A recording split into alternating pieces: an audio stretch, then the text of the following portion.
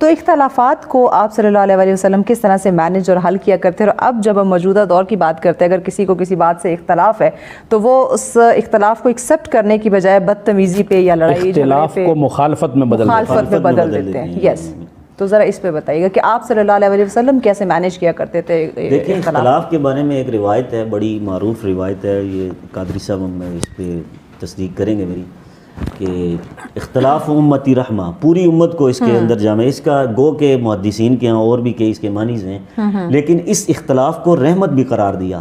ایک علمی اختلاف ہونا کسی کا تھا، شرعی اختلاف ہونا میاں بیوی کے درمیان، جو وہ تو جائز ہے، اس کے حوالے سے وہ بتایا گیا کہ جب تمہارا میاں بیوی کے درمیان اختلاف ہو جائے تو قرآن کے اندر آیت موجود ہے، فَاعِظُوهُنَّ وَاهْجُرُوهُنَّ فِي الْمَضَاجِعِ وَاضْرِبُوهُنَّ، فرمایا پھر اس کی واضح و نصیحت کرو، اس کو سمجھاؤ، اگر وہ نہیں سمجھتی تو پھر اس کے بعد بستر الگ کر دو، بستر الگ کرنے کے بعد پھر اگر ایسی بھی صورتحال نہیں تو پھر اس کو مارو.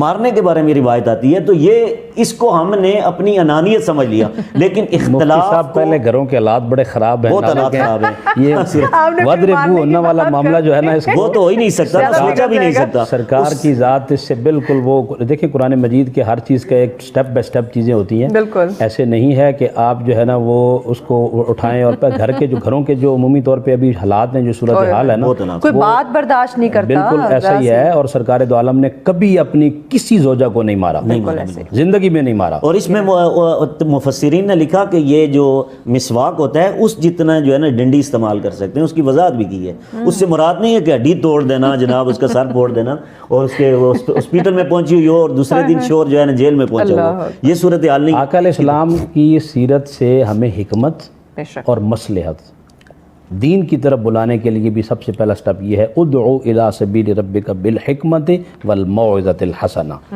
اپنی زبان پہ مٹھاس رکھو بس. وہ کسی نے کیا خوب کہا تھا کہ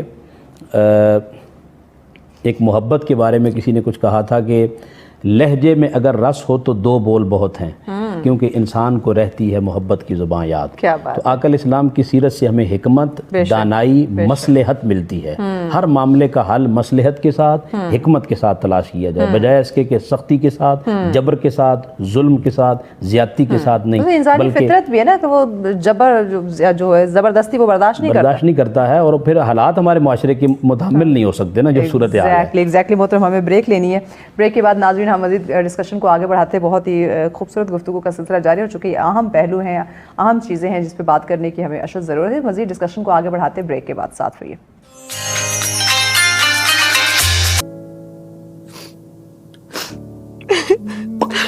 رونے کی اتنی اچھی کیسے کر لیتی ہیں؟ بخاری شریف کے اندر 6 مقام پر یہ حدیث موجود ہے. حضور نے فرمایا واللہ ما خاف علیکم ان تشرکوا بعدی، مجھے امت میں شرک کا خوف نہیں ہے کہ میری امت شرک کرے گی، بلکہ میری امت مال کی ہرس میں پڑ جائے گی، فتنے میں پڑ جائے گی، اور یہی صورتحال ہے. میں ایک روایت صرف یہاں پر پیش کرتا ہوں. حضور علیہ السلام نے فرمایا کہ جس شخص کے نصیب میں جتنا رزق لکھا ہوا ہے وہ مر ہی نہیں سکتا جب تک اسے ملنا اور جو لکھا ہوا نہیں ہے وہ مر بھی جائے اسے مل نہیں ملنا. فائنینشلی جو پریشانی ہے اس کی ایک اہم ترین وجہ توکل علی اللہ کا کمزور ہو جانا ہے. Very true. I agree. ہمارا توکل نہیں رہا، اللہ کی ذات پہ یقین نہیں رہا، بھروسہ اعتماد نہیں رہا. جس کا ایمان، توکل، یقین مضبوط. محترم مفتی مشتاق صاحب آپ کی طرف آتے ہیں. ایک اور ایسا پہلو جو رائٹ نا جو سچویشن بھی ہے، مہنگائی کی ہم بات کرتے ہیں کہ ہماری معیشت کا بڑا غرق ہو گیا ہے، تو یہ جو معاشی دباؤ ہے کیا یہ بھی خاندانی نظام کو کمزور کر رہا ہے؟ یعنی کہ ہر بندہ کمائی میں لگا ہوا ہے، ہر بندہ ایک عجیب سے انوائرمنٹ میں ہے، گھر میں کیسے اس نے ایک فیملی سے بات کرنی ہے، ایک تربیت کا ایلیمنٹ، بچوں کے ساتھ کیسے گزارنا ہے، زبان کا استعمال کیسے کرنا ہے، بالکل ان چیزوں سے نکل گیا ہوا. صرف اور صرف اس کو ایک ہی چیز ہے کہ میں نے اپنے جو فائنینشیل اپنی سچویشن ہے اس کو مضبوط کرنا ہے. تو یہ معاشی دباؤ بھی اثر انداز ہو رہا ہے ہمارے خاندانی نظام کے اوپر؟ جی بالکل ایسا ہی ہے. قرآن مجید کے اندر واضح طور پر اللہ رب العزت ارشاد فرماتا ہے وَمَنْ أَعْرَضَ عَنْ ذِكْرِي فَإِنَّ لَهُ مَعِيشَةً ضَنْكًا. اللہ فرماتا ہے کہ جو ہمارے ذکر سے اعراض کرے، قرآن و سنت سے اعراض کرے، تو ہم اس کی معیشت کو تنگ کر دیتے ہیں, زندگی کو تنگ کر دیتے ہیں. اللہ. تو پھر اب یہ قرآن اور سنت سے دوری کے سبب کی وجہ سے یہ سارے معاملات ہوتے ہیں, کہ رزق میں برکت نہیں ہو پھر رہی, برکت نہیں رہتی, سارے معاملات ختم ہو جاتے ہیں. تو اس میں تقریباً میرا یہ تقریباً دو جمعے سے معیشت کے بحران کے حوالے سے میرا ٹاپک چل رہا ہے جمعے کا, تقریباً 2 جمعے سے. یہ ایک جمعہ ہو گیا, تو نیکسٹ جو جمعہ آئے گا کل والا, اس میں بھی یہی ٹاپک ہوگا. تو اس پر میں نے تفصیلاً تقریباً 15 سے 20 ایسی آیات پیش کی ہے کہ موجودہ اس دور کے لحاظ سے, جس طرح قادری صاحب نے ماشاءاللہ تفصیلاً بتایا کہ ہم جس طرح اپنے عوام کی اس طریقے سے امت کی رہنمائی علماء نہیں کر رہے, تو میں سمجھتا ہوں کہ بہت ضروری ہے. جس طرح ہم چکوال سے بڑے بڑے مراسی منگوا لیتے ہیں اور کروڑوں کا خرچہ کر کے محفل کروا لیتے ہیں, لیکن پتہ نہیں ہوتا کہ مولوی صاحب نے کیا کہا. اچھا ایک چیز اور بتائیے, ہمیں جو چیز بڑے بزرگ بتاتے سمجھاتے آئے اور اسی چیز کو ہم نے اڈاپٹ کیا, یہی ہم نے اپنے بڑے بزرگوں سے سنا کہ بیٹا جو جتنی ضرورت ہے نا اتنا اللہ پاک نے اگر آپ کو دیا ہے نا تو ہر حال میں شکر ادا کرو. جو سٹور کرو گے, جو ہم اپنے بینک اکاؤنٹس بھرنے شروع کر دیتے ہیں, آپ کو اگلے لمحے کا نہیں پتا کہ آپ نے زندہ رہنا ہے نہیں رہنا. وہ جو اپنے بینک اکاؤنٹ آپ نے بھر لیے ہیں, آپ نے ان کو جو ہے نا وہ خرچ بھی کرنا ہے یا نہیں کرنا. تو آج ہم دیکھ رہے ہیں کہ ہمارے جو زیادہ ہمارا فوکس ہے وہ صرف اور صرف کس چیز پہ ہے, بینک اکاؤنٹ بھرنے پہ. ذرا بتائیے. بہت بڑا فتنہ ہے, بہت بڑا فتنہ ہے. قرآن کے اندر اللہ رب العزت نے ارشاد فرمایا الہاکم التکاثر, تمہیں ہلاک کر دیا ہے کثرت مال نے, حتی زرتم المقابر, یہاں تک کہ تم قبروں تک جا پہنچے. تو یہ بہت بڑا فتنہ تھا. بخاری شریف کے اندر 6 مقام پر یہ حدیث موجود ہے. حضور نے فرمایا واللہ ما خاف علیکم ان تشرکوا بعدی,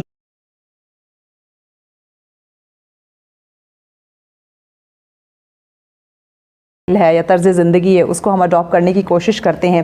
کیا ہم کہہ سکتے ہیں کہ اس وقت وہ تمام تر چیزیں, وہ تمام تر پہلو جو ہم اڈاپٹ کر رہے ہیں وہاں سے, وہ ہمارے خاندانی نظام کے لیے اور ہمارے اسلامی معاشرے کے لیے خطرناک ہے؟ بالکل بالکل خطرناک ہے. یہ مغربی ایک مسلمان کے لیے تو ضروری نہیں ہے کہ کسی غیر سے وہ چیز لے کر اس پر عمل کر رہے. ہمارے ہاں قرآن و سنت کے اندر ہر چیز کا حل موجود ہے. تو ہمیں مغربی جتنے بھی وسط کے لوگ ہیں, یہ سارے بیرونی ممالک میں جتنے بھی ہوتے ہیں, یہ بڑے بڑے سائنسدان ہو گئے اور اس طرح کے جن سے لوگ متاثر ہیں, تو ان لوگوں کو ہمیں فالو نہیں کرنا چاہیے بلکہ قرآن و سنت کو فالو کرنا چاہیے. میں سمجھتا ہوں شرعی طور پر وہی بات وہی ہے, لقد کان لکم فی رسول اللہ اسوۃ حسنہ وما آتاکم الرسول فخذوا وما نہاکم عنہ فانتہوا. تو اس حوالے سے قرآن نے ہماری رہنمائی کی کہ تمہیں جو رسول اللہ دیں وہی لے لو, جس سے منع کریں وہ رک جاؤ. ہمیں حضور صلی اللہ علیہ وسلم دین لینا چاہیے, پھر اس کے بعد صحابہ کرام اہل بیت اطہار رضوان اللہ تعالی علیہم اجمعین. اس کے علاوہ ہمیں کسی اور کی ضرورت نہیں ہے, بچہ ہی نہیں ہے, کچھ ایسی چیز رہی نہیں ہے کہ ہمیں ضرورت پڑے کسی کی. تو اسلام نے بہت کچھ ہمیں دے دیا, بلکہ حضور علیہ السلام کے اوپر جو قرآن نازل ہوا فرمایا یا ایھا الذین آمنوا ادخلوا فی السلم کافہ, پورے کے پورے اسلام میں داخل ہو جاؤ. تو اگر اسلام کے اندر پوری کوئی چیز مکمل نہ ہوتی تو پورے کے پورا کہنے کی کیا ضرورت تھی. کہنے کی وجہ یہی تھی کہ پورے کے پورے اسلام میں داخل ہو جاؤ, کہ اسلام کے اندر وہ سارے نظام تمہیں مہیا کر دیے گئے ہیں. قرآن کو سر چشمہ ہدایت بھی تو کہا جاتا ہے نا. تو یہ حضور علیہ السلام اسی قرآن کے ذریعے یہ ہمارے لیے ہدایت کا باعث ہے. اور یہی قرآن کے اندر سورہ بقرہ کی آیت نمبر 126 ہے, فرمایا یضل بہ کثیرا ویہدی بہ کثیرا وما یضل بہ الا الفاسقین. بعض لوگوں کو یہ قرآن گمراہ کر دیتا ہے اور بعض کو ہدایت دے دیتا ہے. اب ہم ایک پہلو کو دیکھتے ہیں, گمراہ کسے کرتا ہے, جو اس کو پسے پش ڈال دیتا ہے, اس پر عمل نہیں کرتا. تو اب یہ ہے کہ یہ قرآن و سنت کا جو فہم ہے, قرآن و سنت پر عمل کرنا ہر مسلمان پر فرض ہے. اس کے ہوتے ہوئے کسی غیر کی ضرورت نہیں ہے. اوبویسلی بالکل ایسے ہی ہے. محترم شیر محمد صاحب آپ کی طرف آتے ہیں, جہاں پہ ہم والدین کی بات کریں کہ ان کا بڑا اہم رول ہے تربیت کے اندر, پھر اسلامی تعلیمات کی طرف آنا, قرآن کی طرف آنا, وہیں کہہ رہا ہوں یہ پہلا حقوق اللہ بچوں کو بتایا جائے, پھر حقوق الرسول ہے دوسرے نمبر پہ. رسول اللہ کے جو حقوق ہیں ہم پر, کہ ان کی اتباع ہم پر فرض ہے. تربیت کا ایلیمنٹ ہے, اس کو جلدی وائنڈ اپ کریں تاکہ ہم آگے بڑھیں. تو اس حوالے سے دوسرا حقوق اور اس میں مختصر کر رہا ہوں, حقوق الرسول کے حوالے سے یہ بتایا جائے کہ یہ وہ حضور علیہ السلام وہ ہستی ہیں پوری کائنات میں سب سے بڑھ کر, جب تک ان کے ساتھ پیار نہ کیا جائے، محبت نہ کی جائے، اس وقت تک بندہ مومن ہی نہیں ہو سکتا. جیسے کہ بخاری شریف کی حدیث نمبر 7 اور مسلم کی 49 نمبر انٹرنیشنل نمبرنگ کے مطابق حضور نے فرمایا لا یؤمن احدکم حتی اکون احب الیہ من والدی وولدی والناس اجمعین، کہ بندہ اس وقت تک مومن ہی نہیں ہو سکتا جب تک کائنات میں ماں باپ، اولاد، وہی اولاد اور میاں بیوی اور بچے اور پوری کائنات میں جہاں کہیں بھی جس کے ساتھ جتنی محبت، اس سے بڑھ کر حضور سے پیار نہ کر لے. تو اس حوالے سے میں یہ سمجھتا ہوں کہ حضور علیہ السلام نے ہر پہلو پر بچوں کی تربیت کی.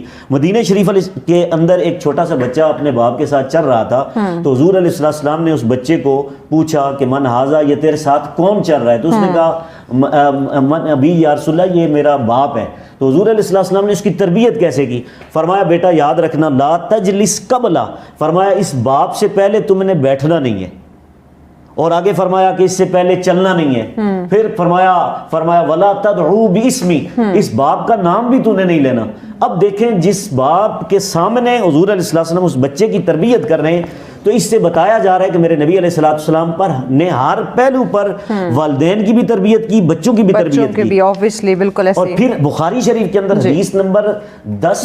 میں چونکہ چاہ رہی ہوں کہ ہم آگے مزید کچھ اسپیکٹس پہ بات کریں، کیونکہ بچوں کی تربیت پہ وہ کافی لمبی جو ہے وہ ڈیبیٹ چل رہی ہے. ہم کوشش کریں گے کہ مکمل اس پہ ایک ٹاپک رکھیں. سمجھ رہا تھا کہ مولانا صاحب نے نہیں چونکہ انہوں نے بچوں کی آلریڈی وہ چیزیں کر دی، تو مزید ہم اس کو کنٹینیو نہیں کرتے. ہم جو میرا آپ سے سوال تھا، میں چاہوں گی کہ آپ اس پہ بات کیجئے کہ چونکہ ہم گھر میں مرد کو کہیں، چاہے وہ باپ ہے، بھائی ہے، ہسبینڈ ہے، بیٹا ہے، کہ پانی کا گلاس پکڑا دو یا اپنے کپڑے وہاں سے اٹھ کے لے لو یا خود پریس کر لو، تو ان کی انا پہ بات آنے لگ جاتی ہے کہ یہ تو میرا کام نہیں ہے. تو میں چاہوں گی کہ اب چونکہ یہ جو چیزیں ہیں یہ بہت ضروری ہیں، تو اس پہ ذرا بات کیجیے گا کہ آپ صلی اللہ علیہ وسلم نے اپنے کام خود کیے، گھر کے کاموں میں ہاتھ بٹایا، اس پہ ذرا بات کیجیے گا، اور آج ہمیں اس سے کیا سبق ملتا ہے، ذرا اس کو آپ وضاحت کر دیجیے.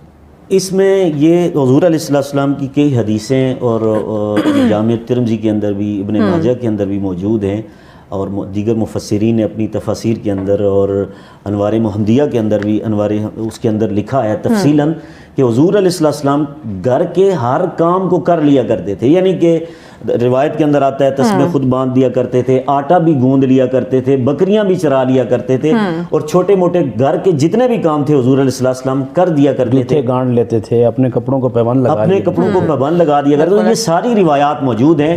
تو میں سمجھتا ہوں حضور علیہ السلام جب آئیڈیل ہیں، اور حضور علیہ السلام سے بڑا کوئی شور ہو سکتا ہے، تو حضور علیہ السلام نے اپنی ازواج کے ساتھ اتنی محبت کرتے ہوئے یہ سارے کام کیے.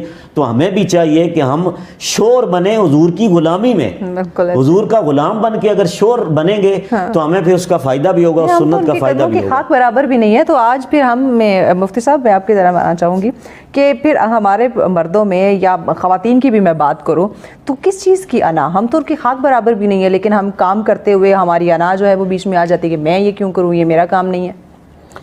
دیکھیں یہ سرکار دو عالم صلی اللہ علیہ وسلم کی سیرت سے دوری ہے. حضور علیہ السلام کے جو اخلاق کریمانہ ہیں، حضور علیہ السلام کا جو کریکٹر. قرآن مجید کے اندر اللہ رب العزت ارشاد فرماتے ہیں وَمَن يَتَّقِ اللَّهَ يَجْعَلْ لَهُ مَخْرَجًا وَيَرْزُقْهُ مِنْ حَيْثُ لَا يَحْتَسِبُ، کہ جب تم اللہ سے ڈرنا شروع ہو جاؤ گے نا، تو ڈرنے سے مراد اللہ کے احکام پر عمل کرنا.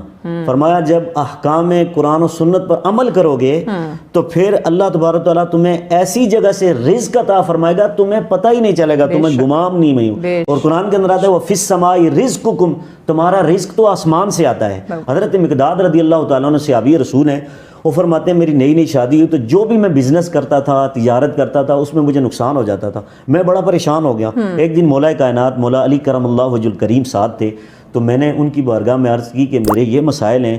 روزانہ میری گھر والی بھی کہتی ہیں کہ تم جو بھی کام کرتے ہو تو جناب اس میں نقصان اور خسارہ ہو جاتا ہے، تو تم جاؤ نا حضور کے پاس جا کر. تو اب کہتے ہیں مولا علی کے ساتھ میں چلا گیا حضور کی بارگاہ میں. کہتے ہیں میں لڑک بن تھا، چھوٹا ابھی نئی میری شادی ہوئی تھی، تو میں اتنا یعنی جوانی اتنی عروج تک نہیں تھی، لڑک پن تھا. تو میں حضور کی بارگاہ میں عرض کی، میں نے کہا یا رسول اللہ میرے حالات بڑے خراب ہیں، گھر کے رزق اتنی پریشانی ہے، رزق جو بھی کام کرتا ہوں اس میں مجھے نقصان ہو جاتا ہے. تو یا رسول اللہ آپ کرم فرمائیں کہ میرے لیے دعا فرما دیں.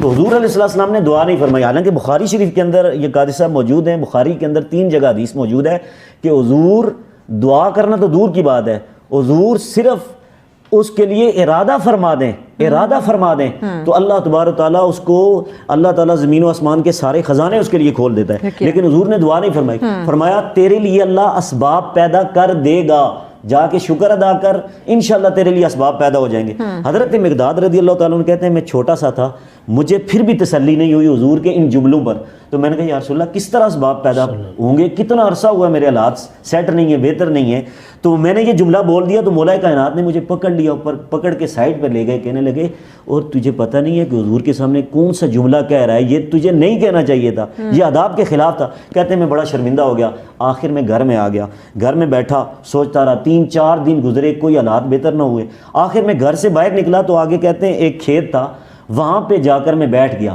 بیٹھا جو ہی تو میری آنکھ لگ گئی، آنکھ کیا لگی، اللہ نے کرم کر دیا، کہتے ہیں سامنے ایک سوراخ تھا، بل تھا، اس بل میں سے ایک چوہا آیا، یہ حدیث ہے، چوہا آیا اور اس کے منہ میں ایک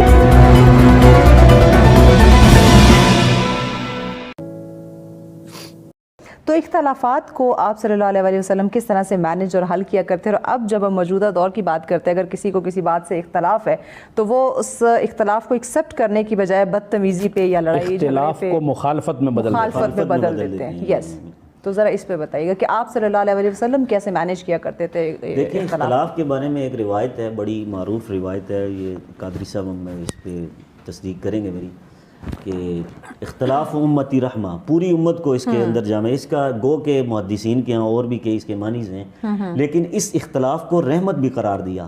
ایک علمی اختلاف ہونا کسی کا تھا، شرعی اختلاف ہونا میاں بیوی کے درمیان، جو وہ تو جائز ہے، اس کے حوالے سے وہ بتایا گیا کہ جب تمہارا میاں بیوی کے درمیان اختلاف ہو جائے تو قرآن کے اندر آیت موجود ہے فَاعِظُوهُنَّ وَاهْجُرُوهُنَّ فِي الْمَضَاجِعِ وَاضْرِبُوهُنَّ، فرمایا پھر اس کی واضح و نصیحت کرو، اس کو سمجھاؤ، اگر وہ نہیں سمجھتی تو پھر اس کے بعد بستر الگ کر دو، بستر الگ کرنے کے بعد پھر اگر ایسی بھی صورت حال نہیں تو پھر اس کو مارو۔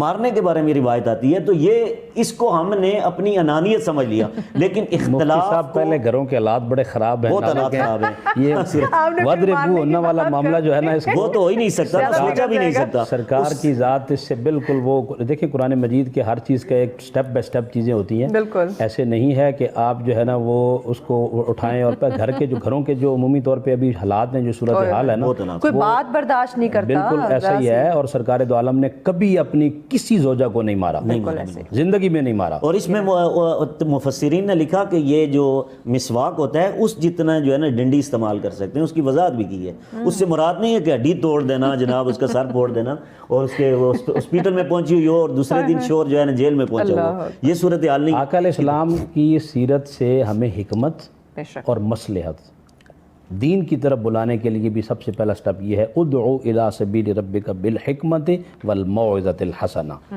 اپنی زبان پہ مٹھاس رکھو، بس۔ وہ کسی نے کیا خوب کہا تھا کہ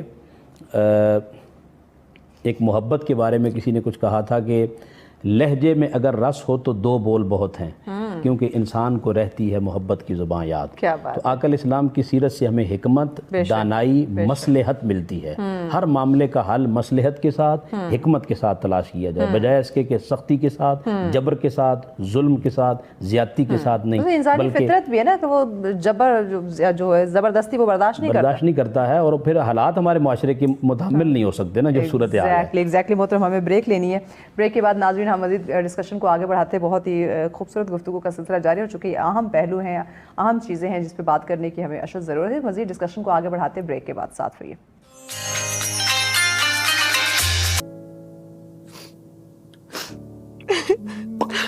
رونے کی اتنی اچھی کیسے کر لیتی ہیں؟